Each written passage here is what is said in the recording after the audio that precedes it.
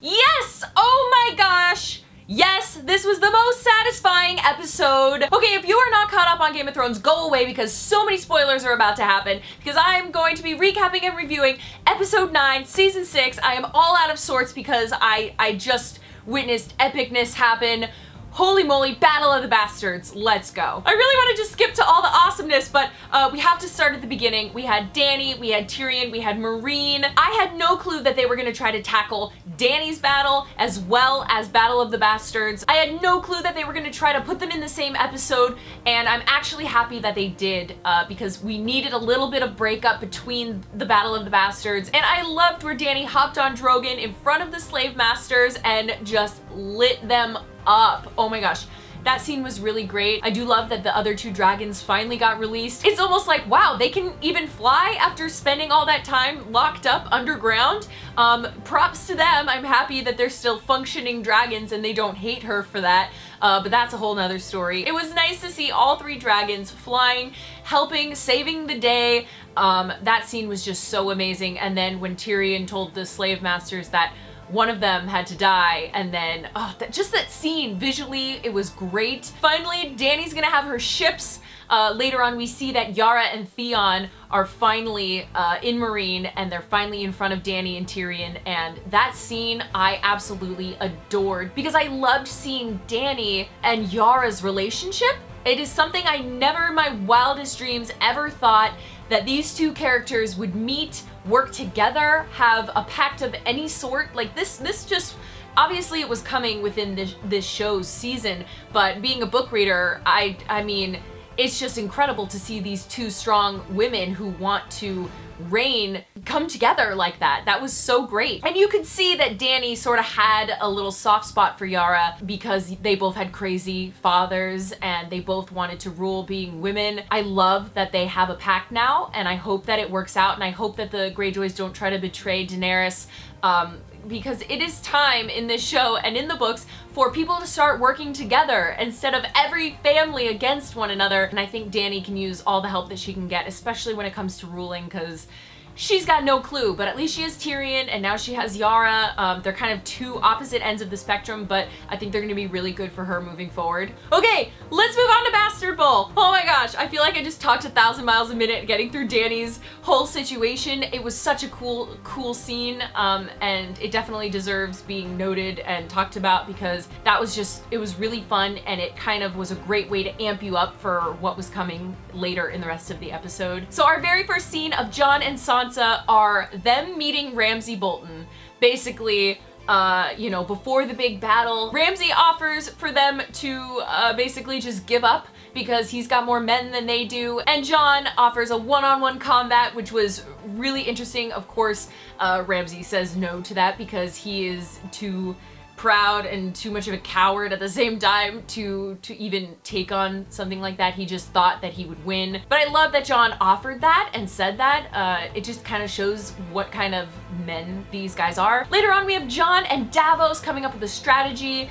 I really loved this scene because we just had intense moments from Daenerys. We had some really cool moments. I'm sure a lot of us were like, yeah, that was awesome, from her portion.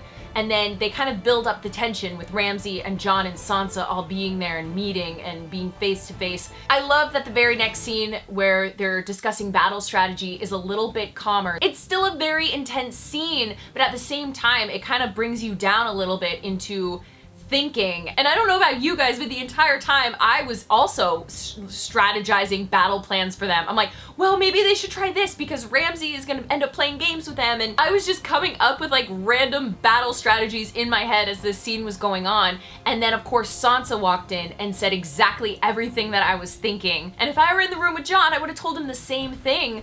I love that Sansa exerted her opinion in that situation because it's true.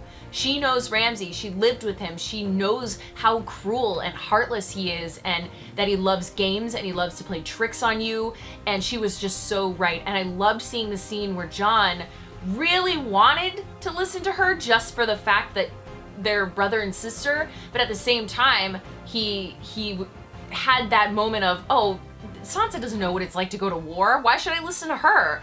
and just their dynamic in that scene was really great. During this part of the episode, we had a lot of little cutaways. We had Tormund and Davos having a little discussion pre-battle, strategy, sort of what they do the night before. Tormund prefers drinking to sleep. Davos doesn't sleep and walks around thinking. He ends up finding Shireen's toy. So I'm wondering if that's gonna come into play later on, now that he kind of maybe knows what happened to Shireen finally. We also had an interesting scene with Jon and Melisandre where he says, "Don't bring me back if I die, I don't want to come back." And she's like, "Sorry, I work for the Lord of Light, I serve him, I'm gonna do whatever he tells me to." It was an interesting understanding between the two. She seems off, Melisandre. I don't know why. They still never explained why she's like a million years old, and I wonder if that's even gonna come into play this season, but I kind of have a little bit of a theory, which I'll bring up at the end, about Melisandre and that whole situation. Let's just get to the battle because this felt like a movie. This was such a satisfying episode. We had Battle of Blackwater in the past, we had the Battle of Castle Black. Nothing compares to this battle. They thought it out, it was entertaining, it was epic, it was fantastic. It just was incredible. Any other battle that Game of Thrones has had looks like just dust compared to this. This was amazing and well thought out. I loved every moment of it. It was so suspenseful. We start out in pure silence with both armies just staring at each other, and you see Ramsay Bolton with Rickon, and you think he's gonna kill Rickon. And you know, I don't know about you guys, but at the beginning of the episode, I'm like, there's no way Rickon's gonna be able to survive this. It is in episode 9 of Game of Thrones. Someone has to die, and it has to be someone that isn't a bad guy. So I kind of had a feeling we were gonna be saying goodbye to Rickon. And then Ramsay Bolton cuts Rickon free, sends him out, and says, "Run to your brother." Ramsay is shooting arrows, they keep missing. I knew from the first arrow missing that Ramsay was doing it on purpose as a game. That's what I think. I think Ramsay was missing for the fun of it. And he wanted to wait for Rickon and Jon to get close enough. And then, of course, we all saw what happened. It is just so sad to see another Stark go. Like, it's not fair to the Starks, but if one had to go, Rickon, I guess, was the one.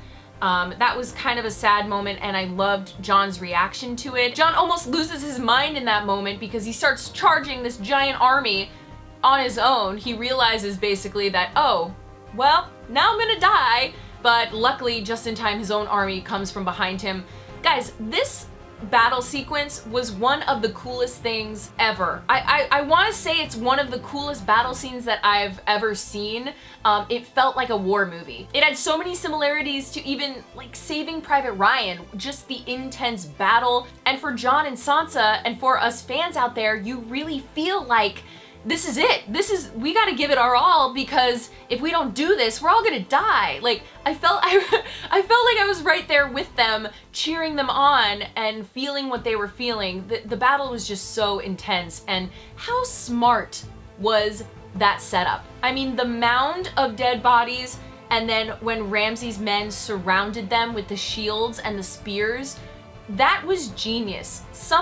Whoever thought that out, wow. I was just so impressed by the structure of this battle, the way it was shot, the way the emotions were handled. It wasn't just gratuitous action with no emotion. They found a way to take epic, incredible action sequences and make them heartfelt and just bringing forward the emotion. I was literally sitting on the edge of my seat throughout that battle. And once Jon's army was all surrounded and Jon was getting trampled on, I did have a moment of losing faith, which I feel like in that scene Jon had as well. Jon's vision started to blur, and it was almost like this, I either give up or I keep fighting. And me as an audience member, I felt the same way. I was like, do I just give up on Jon already, or do I keep, just rooting for him and hoping? I mean, this show has you rooting for characters and then they're killed off the next day. So I was battling my own emotions while watching Jon get trampled on. When he finally came up, I had that same gasping moment of like, ooh, okay, we're good for another moment. I have been thinking the entire time that Sansa had to have gone to Littlefinger. I had a feeling that Sansa now is mature enough and she is smart enough to think about, fine, I need to go to Littlefinger now. I know there may be consequences for me in the future, but my brother and my family and Winterfell needs the help. And just, it was a moment that I knew was coming. I just had a feeling that the Eyrie would send their army and save the day, but watching it happen, I still had this huge sigh of relief. It was perfect. And Sansa's smile and Jon running after Ramsay Bolton and Ramsay thinking that he could hold down Winterfell. What an incredible series of events and action sequences. It all just flowed seamlessly into one another. And then the scene at Winterfell, the second they got through the door, I knew they had Winterfell back. And Ramsay's standing there and saying, oh, hey, you offered that one-on-one.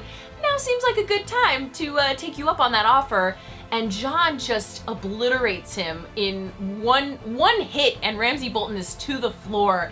Half of me was going, yes, destroy him, and the other half was going, no, don't kill him yet, because Sansa still needs to have her moment with Ramsay, and hopefully it's her that kills him in the end. And when Jon stops beating Ramsay, it's because he sees Sansa and knows that she deserves kind of that last moment. She deserves it.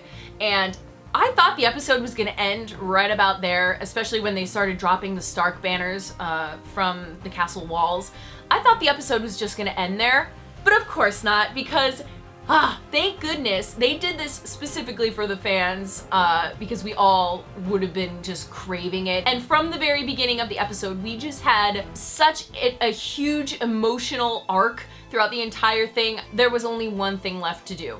And when Sansa went to visit Ramsay Bolton, I had a sneaking suspicion that it was going to be the dogs that did him in, and it was so satisfying. And the way that Ramsay still thought that he had the upper hand against his dogs, and just watching Sansa's calm demeanor. And then the dogs were obviously starved for 7 days, and they were so hungry they couldn't help themselves. It was satisfying as a scene, because it was time for Ramsay to go away. And I just loved Sansa's reaction, because she was watching, she looked away, she looked back. It was almost like a new Sansa, and then she turned away and smiled. It was perfect. Like, this episode was so good. I forgot to mention earlier, she had told Jon that if they lose, she was not going back to Ramsay alive. And I don't know if you guys remember, but Cersei said something very similar before. And I've been saying this, and I always thought that Sansa would become the new Cersei. After being through everything Sansa went through, she has morphed into this new character. She's got a different personality. She is extremely smart and cunning, and she, I don't know, I just see a lot of qualities that Cersei has in Sansa. And whether that's a strength or a weakness, we're gonna find out, but there is a lot of strength in Cersei, and it's very interesting to kind of see some of those qualities and similarities in Sansa. This episode was just like a huge yes, Sansa, yes! And so many times I feel like fans are screaming at the TV, no, Sansa, no! And this was just extremely satisfying as an episode. I loved it. It was action-packed, it was fun. Oh my gosh, I don't know how you can top this episode. This was probably like the best Game of Thrones episode ever made. That battle sequence, I need to go watch the episode again. Like, I just wanna go watch it again. I absolutely loved it. There's really nothing more to say about it. I'm so looking forward to next week. Hopefully we're gonna get a wrap up of King's Landing and the High Sparrow. And I'm hoping that we get a wrap up from Melisandre and understanding what she is. I brought up last week that I still think Lady Stoneheart's gonna come into play here, and all of you were like, no, because Beric Dondarrion's alive, and she would have been dead for way too long for it to even make sense. But what if it's not Beric? I just wanna say that. What if it's Melisandre? Because if Beric dies creating Lady Stoneheart, we've already seen that Melisandre is dying, maybe? What if she's the one?